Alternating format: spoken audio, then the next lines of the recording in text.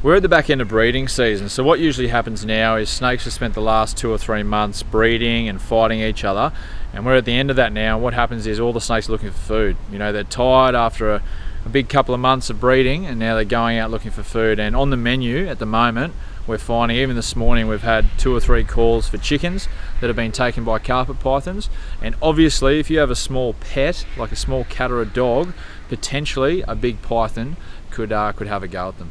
So obviously the owners have walked into probably one of the worst situations you'd want to see as a pet owner, a big python around your dog or your cat, and they've just basically instincts kicked in and they've grabbed the snake. They've been able to unravel it, and I guess the best part of the story is that obviously the dogs have been okay, but the snake was unarmed as well. So, you know, the snake's not doing anything wrong. You know, it just sees the small puppy as a food item, but obviously we don't want our pets getting eaten by snakes. So the owners did the right thing and was as gentle as possible to try and get the snakes off, and in the end everybody was unharmed, which was good.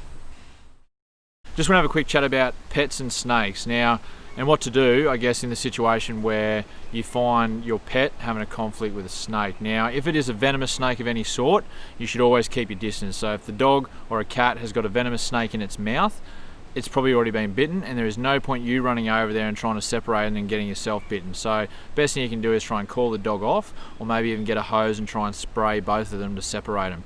But in the situation in the video you've just seen, where a snake, you like my little toys here, my little demonstration toys, was strangling the little puppy, in the time it takes for a snake catcher to get there, you know, the dog or the cat that's getting strangled is probably going to die. So, you know, a bit of a disclaimer, obviously you have to have permits, licenses, insurance to catch snakes, and you're not allowed to actually relocate snakes without a permit.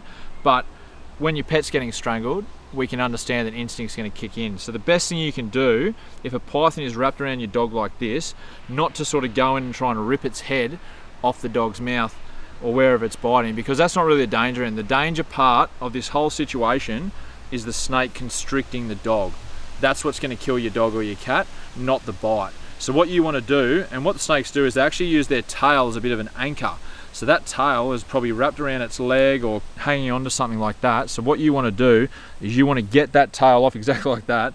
You want to basically pull the tail off. You have to be quite firm because snakes are very, very strong. You want to pull that tail off and you want to unwrap the snake from the dog, because once you can, you know, it doesn't really matter if the snake's still biting the dog in the face.